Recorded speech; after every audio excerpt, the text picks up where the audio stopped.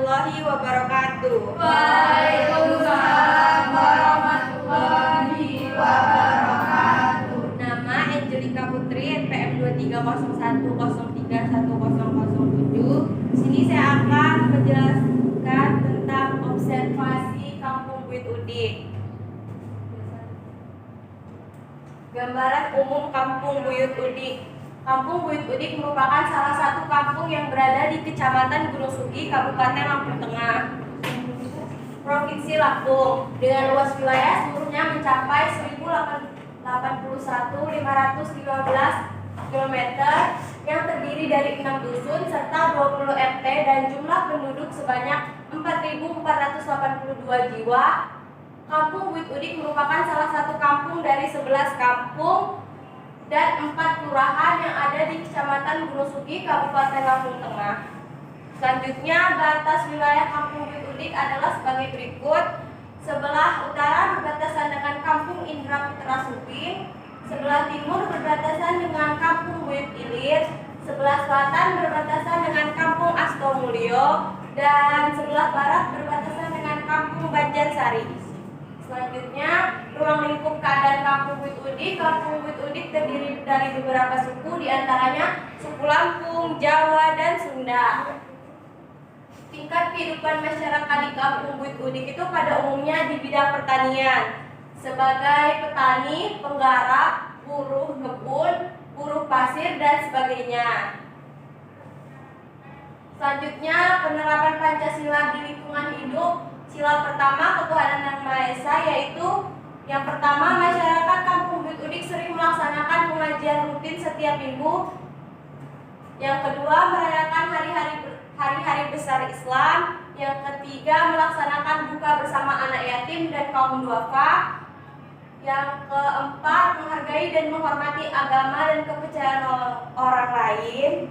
Yang kelima, setiap malam Kamis dilaksanakan yasinan di masjid. Selanjutnya, kemanusiaan yang adil dan beradab. Yang pertama, masyarakat Kampung Buyut Udik tidak membedakan suku, yang dimana di Kampung Buyut Udik terdiri dari 3 suku, yaitu Jawa, Sunda, dan Lampung. Perbedaan tersebut tidak menjadi masalah karena sampai saat ini mereka saling menghormati dan menghargai perbedaan. Selanjutnya, yang kedua, menjaga silaturahmi. Negur sapa adalah hal yang lumrah karena ini menjadi bagian dari silaturahmi di Kampung Buyut Udik. Yang ketiga, tidak mengambil hak milik orang lain.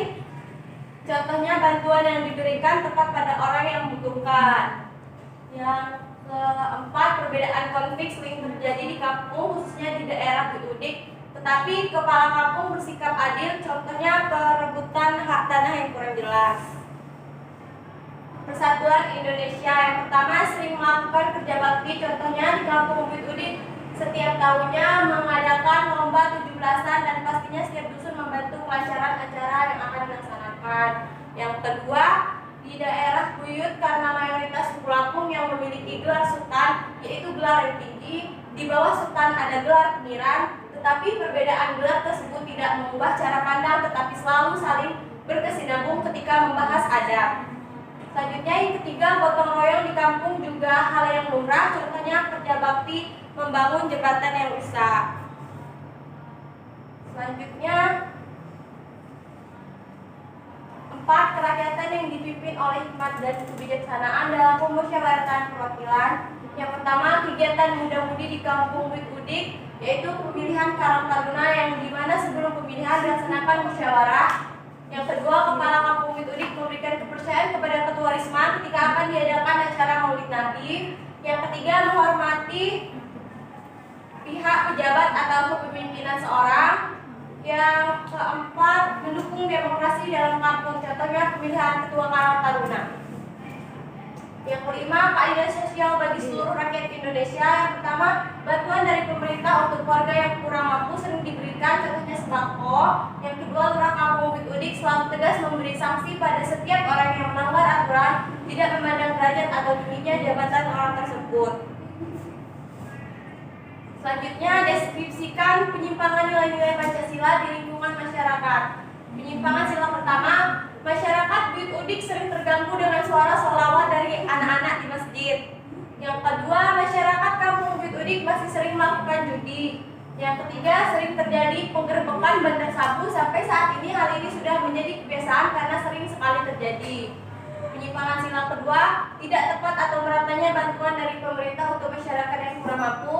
Yang kedua, masyarakat di Kampung Bukit Udik sering memberi perlindungan pada seseorang yang telah ditetapkan salah. Contohnya, penangkapan terhadap kasus narkoba. Biasanya masyarakat melindungi orang tersebut sehingga petugas susah untuk melakukan tugasnya karena warga yang bandel dan main hakim sendiri.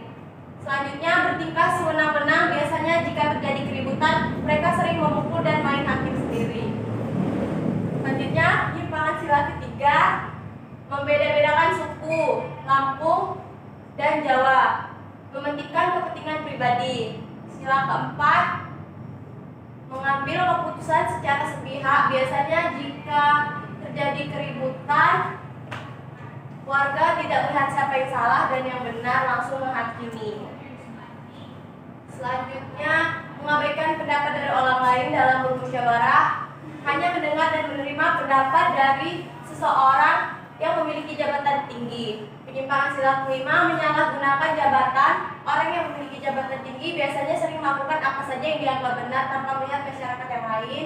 Yang kedua, tidak menghormati dan menghargai hak orang lain. Terus solusinya untuk memecahkan masalahnya, yang pertama, untuk mengatasi penyimpangan terhadap nilai-nilai Pancasila, itu perlu adanya upaya-upaya yang harus dilakukan. Yang pertama, untuk permasalahan tentang bandar sabu,